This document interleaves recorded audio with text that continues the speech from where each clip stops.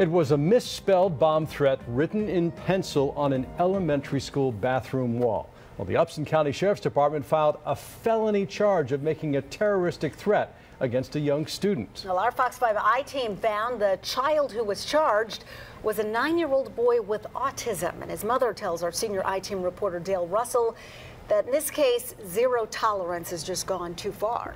That's what the mother and the stepfather believe, and the debate about this is on. We heard from hundreds of people on our own Facebook page, most questioning why a charge was filed against the boy. But the sheriff told us he can't take chances, and the boy promises he'll never do it again. Last December at Upson Lee Elementary School, a 9-year-old told a hall monitor he found a bomb threat written in the bathroom, second stall, behind the door, with a time 1 hour away. I would love to see my grandchildren! Shocking stories of school violence seem like an everyday occurrence today.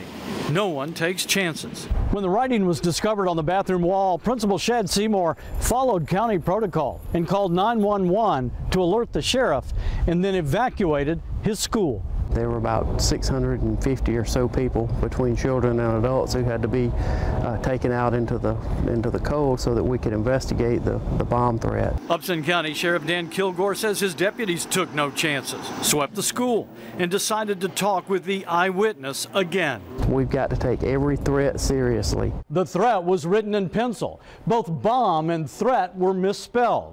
And the child who said he found this quickly confessed that he actually wrote it.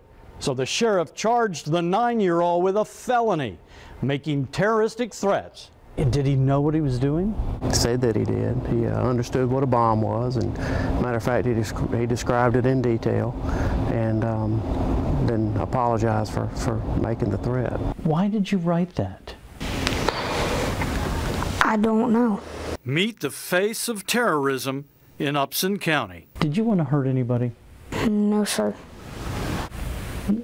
You weren't going to build a bomb, were you? No, sir, I don't know how to. Jake Edwards is now 10, a 4th grader. He loves lizards, We named him Jeffrey. U.S. presidents, scouting, and his family, especially his mother. So much so, when a deputy asked him to write out a confession, he remembered it word for word. I'm sorry for writing the bomb threat, and I should never do this again. Please do not take me away from my mom. Jake knows he did something wrong. His mother, Kelly, thinks she knows why. At the time, he didn't understand what he was doing. Jake has been diagnosed with autism. She says he is impulsive, fixates, and has a poor concept of consequences. Kelly thinks Jake got the idea for the bomb threat a week earlier. She and Jake were picking up his stepbrother from middle school. A teacher told him someone had written a bomb threat on the bathroom wall. The school was evacuated.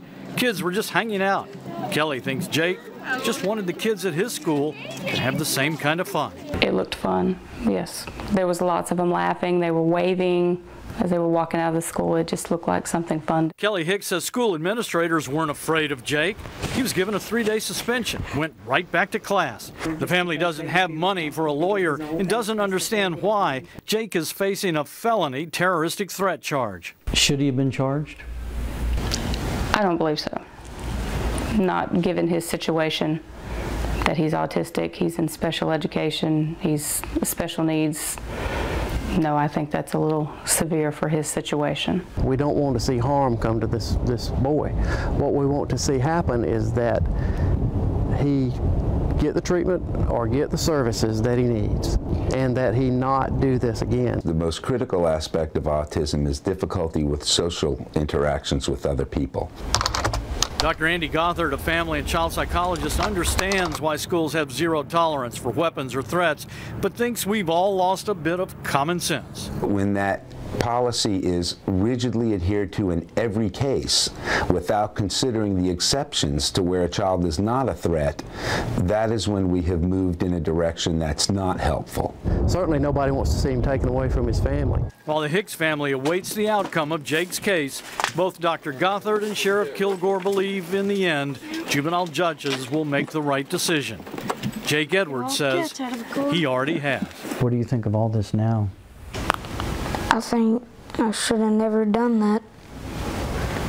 I really wish I. Now, the Hicks family received a letter from the juvenile court just this week, setting up an appointment to talk at the end of the week. They are extremely nervous, but are hoping for the best. We contacted the assistant DA handling the complaint. He said he could not talk about any juvenile case. Russ, Sine? You can understand why the family's worried. The sheriff, he seems like a nice man, but I can't believe that a judge would take a felony charge seriously against a 9-year-old with autism. You know, this is juvenile court. This is not a criminal court, so it's a very different operation. And there's different, we've talked to people in the juvenile system, that they're there to try to help children not get in trouble again. Right. I'm with you, Russ. I think we'll have to see what happens. We won't know until the decision is made, but I think they're going to be able to see all the facets of this case and hopefully get help, as the sheriff says, for Jake. Well, it seems that Jake has learned a lesson from this experience. To me, it does, yes. I mean, he's very blunt about it. I shouldn't have done it. I did it, and I wish I hadn't done it. All right. Well, a cautionary tale to anyone else as well. Thank you so much, Dale.